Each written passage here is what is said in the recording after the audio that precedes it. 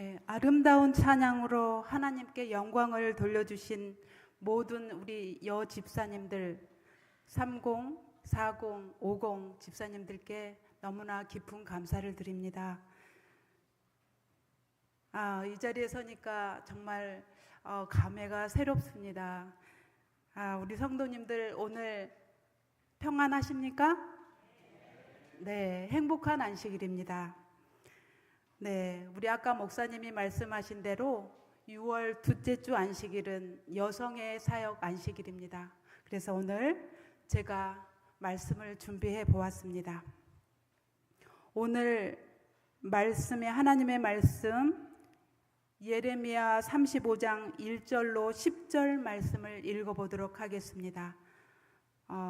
홀수절은 제가 읽겠습니다. 짝수절은 성도님들께서 읽어주시면 감사하겠습니다.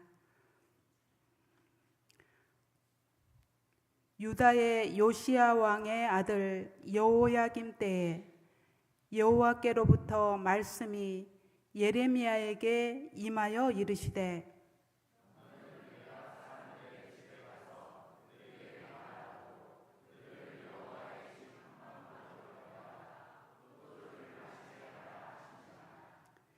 이에 내가 하바시냐의 손자요 예레미야의 아들인 야하사냐와 그의 형제와 그의 모든 아들과 모든 레갑 사람들을 데리고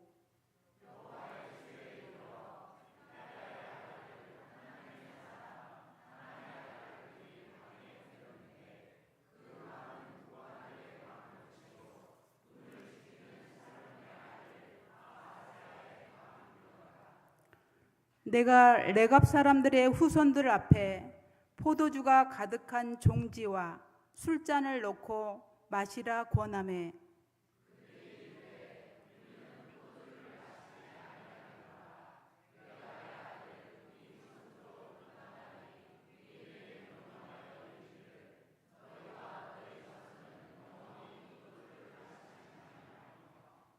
너희가 집도 짓지 말며 파종도 하지 말며 포도원을 소유하지도 말고 너희는 평생 동안 장막에 살아라.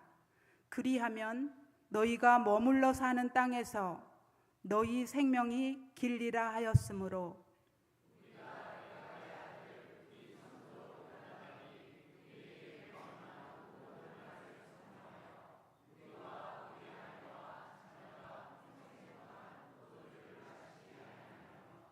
살 집도 짓지 아니하며 포도원이나 밭이나 종자도 가지지 아니하고 장막에 살면서 우리 선조 요나답이 우리에게 명령한 대로 다 지켜 행하였노라. 네, 제가 지금 말씀드릴 것은 이누이트의 지혜라는 이누이트의 원주민들을 소개해 드리려고 합니다. 이누이트는 북극권에 사는 원주민으로 우리는 이들을 에스키모라고 부릅니다. 수천 년 동안 눈과 얼음 속에서 살아가는 방법을 후손에게 전해준 민족입니다. 이들은 책 대신 구슬로 전해지는 지식을 통해 바람의 소리로 눈보라를 예측하고 얼음의 색으로 바다 밑의 위험을 파악하며 별과 해의 각도로 시간과 방향을 읽는 법을 아이들에게 가르칩니다. 현대 사회에서는 위성이나 GPS가 있지만 극한의 자연 환경 속에서는 기술보다 기억이 더 강한 생존 도구가 되었습니다.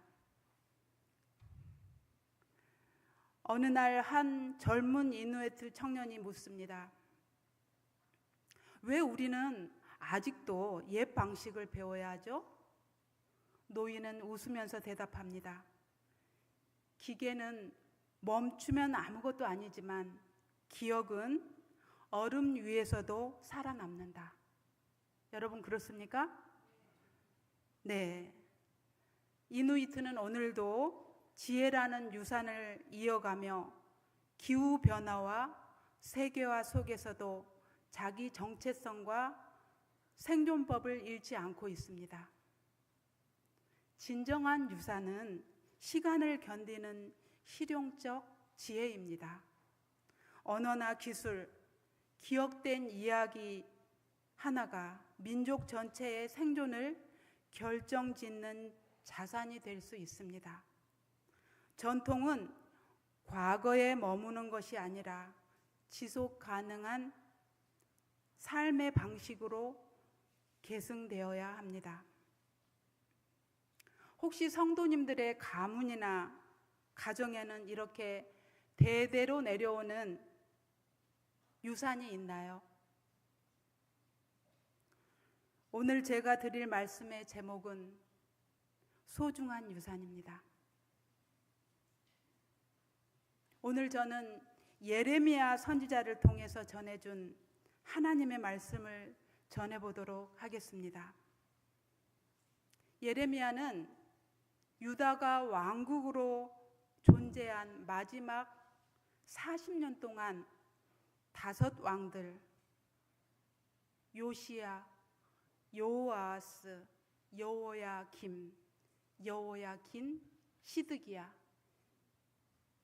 이 5 왕들에게 개혁과 부흥의 기별을 전했습니다.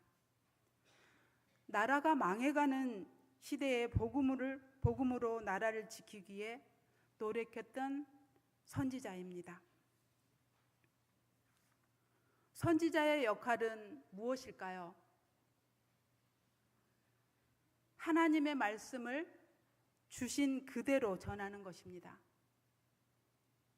예레미야는 유다의 요시야 왕 13년 때 남방 유다가 멸망으로 치닫는 어두운 시대에 요나 선지자처럼 전달하고 싶지 않는 메시지를 전해야 하는 비운의 선지자입니다. 우리 예레미야를 우리는 눈물의 선지자라고 많이 부릅니다. 이 시대에 자기 백성들을 위해서 얼마나 많은 어려움과 고통을 이겨가면서 이들에게 눈물로 호소했을 것 같습니까? 예레미야는 젊은 나이에 선지자 직분을 맡도록 부름을 받았습니다. 하나님의 소명을 받았을 때 그는 자기의 무가치함에 대한 느낌으로 압도되었습니다. 혹시 지금 계시는 여러분들 중에 하나님께서 나를 선지자로 택한다면 여러분들은 어떻게 할 것 같습니까? 저도 마찬가지로 예레미야처럼 저는 못합니다 라고 이야기를 했을 것 같습니다. 예레미야 1장 6절에 보면은 내가 가로되 슬프도소이다 주 여호와여 보소서 나는 아이라 말할 줄을 알지 못하나이다. 정말 예레미야는 말할 줄을 알지 못했을까요? 그렇지 않았지만 젊은 나이에 부름을 받았기 때문입니다. 선지자 왕에 보면 408쪽에 보면 하나님께서는 젊은 예레미야가 자기 임무에 충실하고 큰 반대에도 불구하고 의를 위하여 굳게 설 자임을 하나님은 보셨습니다. 이 구절은 하나님의 주권과 섭리 그리고 사람을 향한 하나님의 계획이 태어나기 전부터 시작된다는 점을 강조하는 매우 중요한 말씀으로 여겨집니다.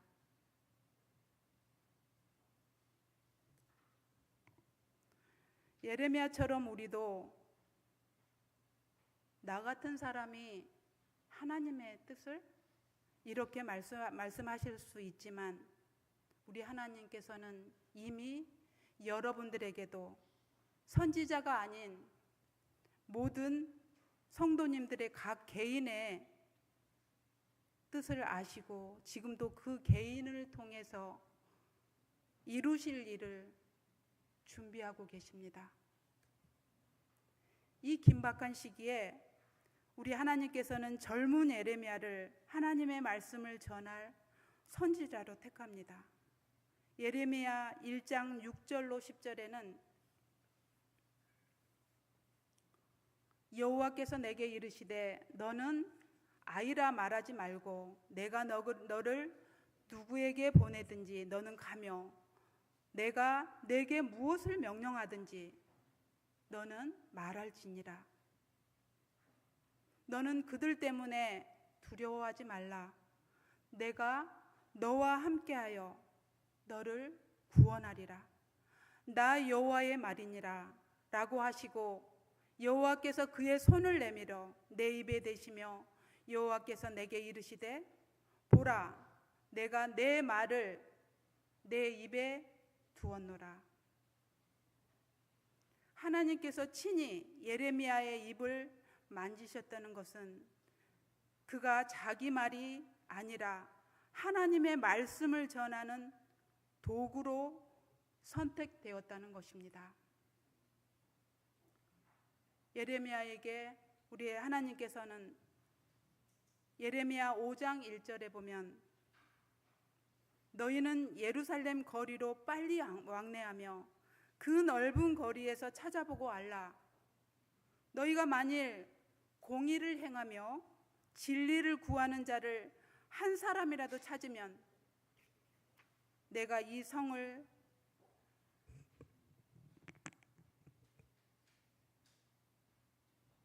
사하리라.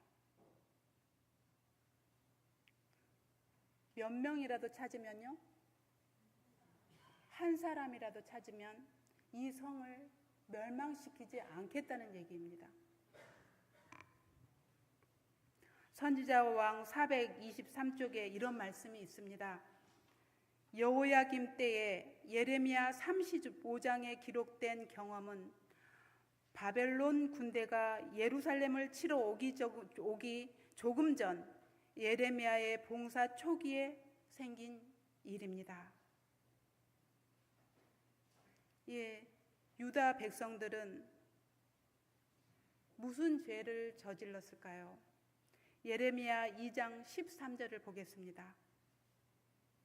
내 백성이 두 가지 악을 행하였나니 곧 첫 번째 생수의 근원되는 나를 버린 것과 스스로 웅덩이를 판 것인데 그것은 물을 저축지 못할 터진 웅덩이니라. 옛날에 우리 시골에서는 저는 그런 경험을 하지는 않았지만 장독대에 물을 우물에서 길어다가 부어서 그것을 사용을 수도가 없기 때문에 우물이 없는 데는 그렇게 하셨죠. 그 장독대가 터진 장독이라면 어떻게 될까요? 다 부어도 새 나가버리는 게 물이죠. 이 말씀의 뜻은 생수의 근원 되시는 여호와를 버린 것과 다른 하나는 터진 웅덩이를 판 것이다. 팔레스타인 지방에는 물이 많지가 않답니다. 물이 귀해서 수원을 확보해 놓기 위해 저수지를 만들거나 빗물을 모아두기 위해 웅덩이에 석회를 발랐다고 합니다. 석회는 어떤 역할을 합니까? 네? 정화. 여기서는 석회가 물이 새지 않도록 잘 발라놓으면 물이 새지가 않겠죠. 그러나 우리 일상에 보면은 시멘트로 아무리 잘 발라가지고 물을 놓는다고 할지라도 시멘트가 어떻게 돼요? 나중에는 부식이 되지요. 그래서 구멍이 나서 물이 다 새버릴 수가 있습니다. 그런데 이스라엘 백성들은 이 말의 뜻은 결국 터져버리고 말 즉 아무런 도움도 되지 못하는 우상을 섬긴 사실을 가리킵니다. 이스라엘 백성은 누구를 섬기는 백성이었습니까? 누구요? 하나님을 섬기는 백성입니다. 그런데 이들이 누구를 섬기고 있어요? 이방 신을 섬기고 있었습니다. 그랬을 때 하나님께서 이런 말씀을 주셨습니다. 예레미야 8장 7절 말씀. 공중의 학은 그 정한 시기를 알고 산비둘기와 제비와 두루미는 그들이 올 때를 지키거늘 내 백성은 여호와의 규례를 알지 못하도다. 하나님의 창조 질서에 따라 살아가는 새들도 무엇을 알아요? 시기를 아는데 인간, 특히 하나님의 백성은 왜 하나님의 말씀과 뜻을 분별하지 못했을까요? 하나님께서는 창조물보다 못한 분별력이 없는 유다 백성을 지적하고 영적 무지와 불순종을 책망하며 하나님의 뜻과 시기를 분별하며 살아가야 한다는 교훈을 우리에게 주고 있습니다. 제가 어렸을 때 봄이 되면 저희 아버지가 그 모짜리를 만들기 위해서 벽실을 이렇게 물에 담가서 그 뿌리를 내요. 그때가 되면은 항상 제가 어렸을 때부터 계속 봐온 일인데 그때마다 제비가 한 마리씩 날라 들어와요. 어디 갔던 제비가요? 네, 여러분들 강남 갔던 제비가 그때 3월이면 누구의 명령을 따라서? 네, 하나님의 명령을 따라서 우리 시골로 찾아 들어왔습니다. 그리고 지지배배 하면서 전기줄이나 빨랫줄 이런 데 막 매달리고 그러다가 집 처마에 무엇을 짓지요? 집을 짓고 무엇으로 집을 짓나요? 지푸라기와 흙으로. 그런데 그 집이 얼마나 단단한지 모릅니다. 그것도 아마 하나님께서 방법을 알려주셨을 것 같습니다. 그래서 집을 짓고 알을 낳아요. 또 알을 낳은가 싶었더니 거기에서 새끼가 부화합니다. 그래서 그 부화된 새끼들이 입을 쩍쩍 벌리면서 뭘 받아먹어요? 어미가 준 벌레를 받아먹습니다. 그리고 어떻게 하나요? 자라요. 그러다가 어느 순간 보면은 전기줄에 너무나 많은 제비들이 막 시끄럽게 막 지지배배 하고 있어요. 그러다가 어느 순간 한 마리도 남지 않고 다 떠나버립니다. 제가 그때는 몰랐어요. 근데 워낙에 그러려니 하고 그렇게 생각을 했었는데 지금에 와서 제가 이 설교 말씀을 준비하면서 연관 지어보니까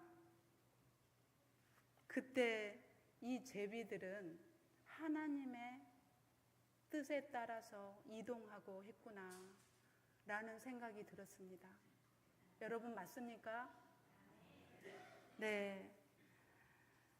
새들도 하나님의 뜻을 따라 행하였구나라는 것을 깨닫게 되었을 때 제가 너무나 숙연해짐을 느꼈습니다. 오늘날도 우리는 뉴스나 과학, 문화의 흐름을 잘 읽지만 하나님의 말씀 속 시대의 징조, 영적 시기는 무감각할 수 있습니다. 하나님의 백성은 하나님의 음성에 민감해야 한다는 경고로 받아들일 수 있습니다. 예레미야 17장 24절 25절에 이런 말씀이 있습니다. 너희가 만일 삼가 나를 청종하여 안식일을 거룩히 하여 아무 일이든지 하지 아니하면 다윗의 위에 앉은 왕들과 방백들이 병거와 말을 타고 이 성문으로 들어오되 그들과 유다 모든 백성과 예루살렘 거민들이 함께 그리할 것이요 이 성은 영영이 있을 것이라고 선언하였습니다. 그때나 지금이나 안식일의 중요성을 강조하는 이유는 창조 질서에 근거한 하나님의 명령입니다.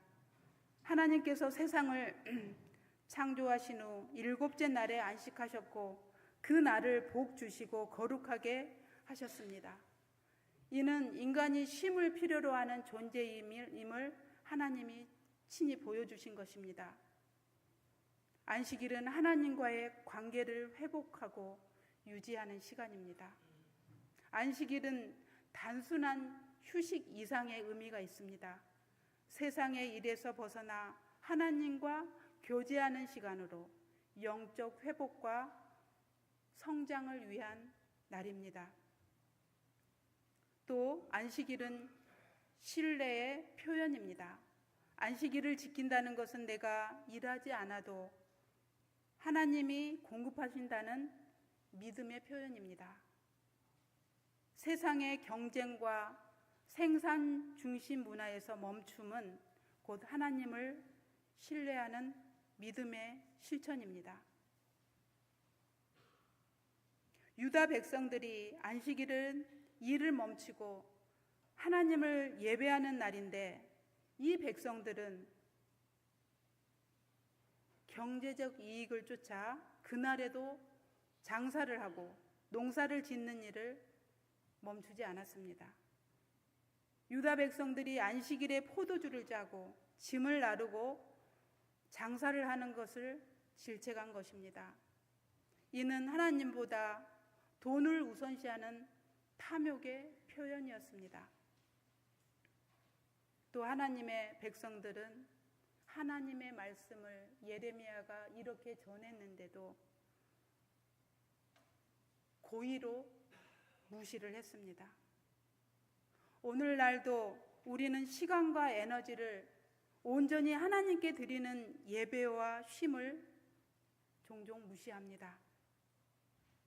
유다 백성들의 실패는 우리에게 영적인 경고가 됩니다. 안식일을 지키는 것이 곧 하나님을 신뢰하고 사랑하는 삶의 열매임을 기억해야 합니다. 예레미야 4장 3절과 14절에는 이런 말씀이 있습니다. 예루살렘아, 내 마음의 악을 씻어버리라. 그리하면 구원을 얻으리라. 하나님께서는 이렇게 호소하고 계십니다. 예레미야는 그가 받은 기별에서 그는 한 말도 줄이지 말아야 하였으니 이는 시온의 죄인들이 그 말씀을 듣고 그들의 악한 길에서 돌이킬 수 있는 가능한 한 최대의 기회를 가질 수 있도록 하기 위함이었습니다. 하나님께서는 징벌하시기를 원치 않으심이 여기 생생히 나타나 있습니다. 오늘 우리가 본문으로 읽었던 레갑 족속, 이 가문의 시조는 요나답이었으며 그는 약 240년 전에 사마리아의 왕 예후 당시에 살았던 사람입니다. 그의 영향력은 매우 컸기 때문에 예후는 기꺼이 그를 자기 편으로 삼았으며 요나답도 예후의 여호와를 위한 열심 때문에 그와 함께하기를 기뻐했습니다. 요나답은 우리가 읽은 대로 자기 추종자들에게 엄격한 생활 방식을 채택하도록 강조했습니다. 어떤 공동체, 어떤 집단이든 조상들로부터 물려받은 소중한 유산들이 있습니다. 그 유산들을 더 닦고 가꾸어서 발전시켜 나가는 사람들이 있는가 하면 그것마저 빼앗기고 잃어버리는 사람들도 있지요. 세월의 흐름 속에서 물려받은 유산들을 더 아름답게 발전시켜 나가는 후손이나 가족들이나 국가들은 참 행복한 사람들입니다. 부모들은 믿음이 훌륭한데 자식들은 소중한 신앙의 유산을 가볍게 취급하여 한 시대가 지나가기도 전에 끊어져 버리는 경우가 종종 있습니다. 하지만 거의 240년이 지나도 여전히 그 순수한 신앙을 지켜온 신앙의 명가는 바로 레갑 족속이었습니다. 레갑의 아들 요나답은 가문의 전통을 하나 세웠는데 후손들의 건강과 절제된 삶을 위해 포도주를 마시지 않는 엄격한 규칙을 세우고 그것을 자손들에게 유언으로 남겼습니다.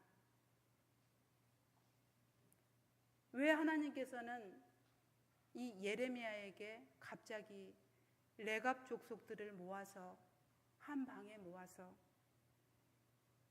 포도주를 마시게 했을까요? 하나님의 뜻은 무엇일까요? 하나님께서는 예레미야에게 이렇게 말씀하십니다. 너는 레갑 사람들의 집에 가서 그들에게 말하고 그들을 여호와의 집 한 방으로 데려다가 포도주를 마시게 하라 하시니라. 예레미야는 그 명대로 레갑의 후손들을 한 방에 모읍니다. 그리고 포도주를 마시게 합니다. 이곳에서 마셨을까요? 마시지 않았기 때문에 이 성경에 나왔지요. 이들은 포도주를 마시지 않고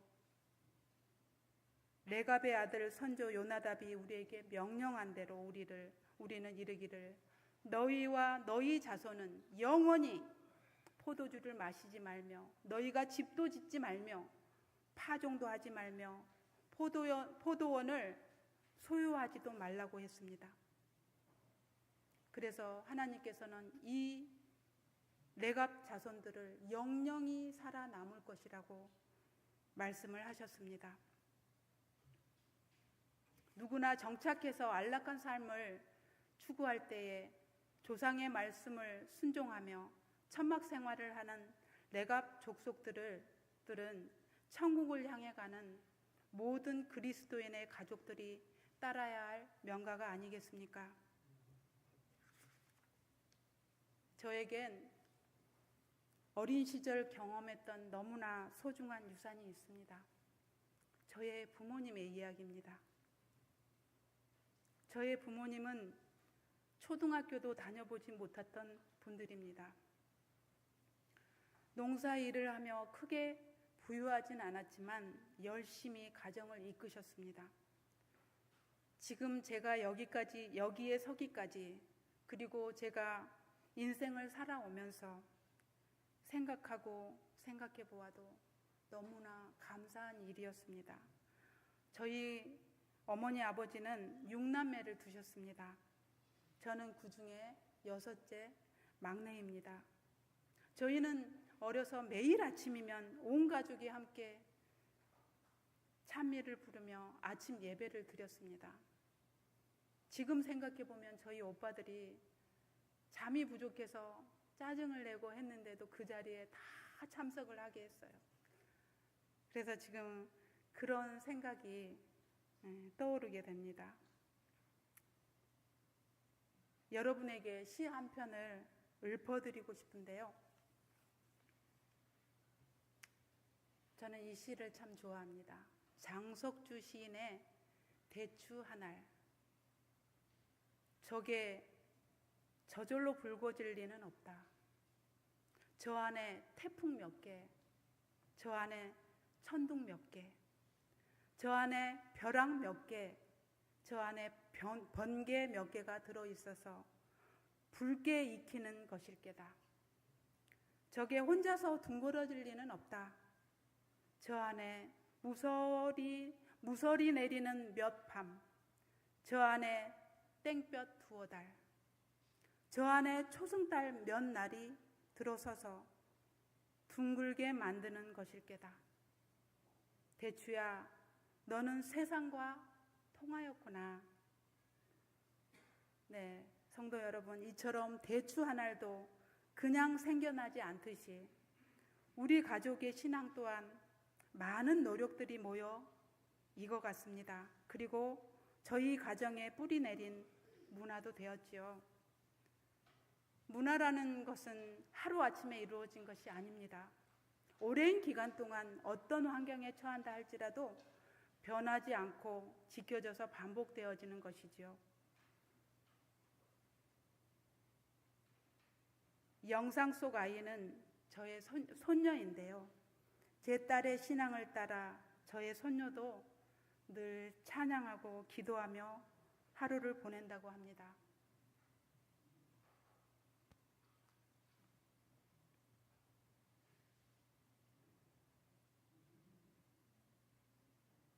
어쩌지 않았네 십자가에 비사여 나를 살리려 하늘 보좌 아래이신 나를 사랑하신 분 그분이 예수요. 기도한다.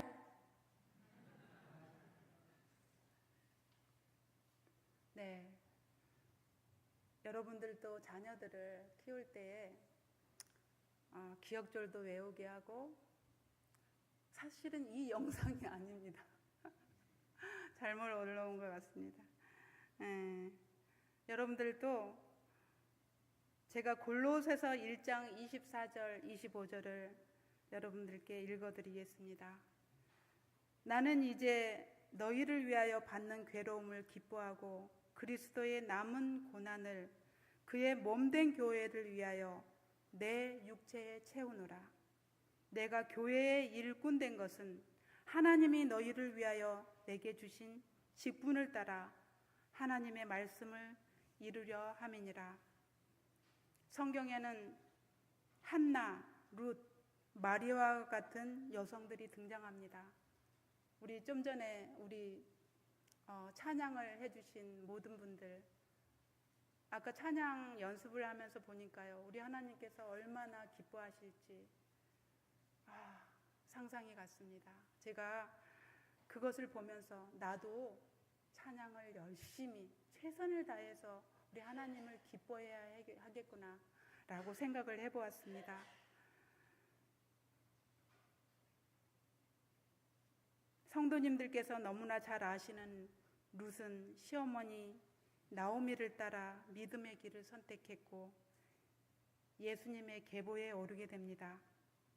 예수님의 어머니 마리아는 하나님의 부르심에 순종하여 예수님의 어머니가 되었습니다. 이들의 삶은 믿음의 유산이 얼마나 큰 영향을 미치는지 잘 보여줍니다. 오늘날에도 여성들은 가정과 교회, 사회에서 중요한 역할을 감당하고 있습니다. 하나님께서는 우리에게 믿음의 유산을 남기라고 명하십니다. 우리의 자녀들, 후손들에게 하나님을 사랑하는 마음과 말씀에 대한 열정을 가르쳐야 합니다. 삶 속에서 본이 되어 그들이 하나님을 믿고 의지할 수 있도록 인도해야 합니다. 말씀을 마치면서 말세를 살아가는 우리 교문이 교회의 모든 여성들, 아니 성도님들도 이 레갑 자손의 모본을 따라 믿음의 유산을 후대에 전하는 아름다운 성도들이 되어서 하나님 나라에 다 함께 가는 소망의 기쁨을 나누는 우리가 되었으면 합니다. 감사합니다.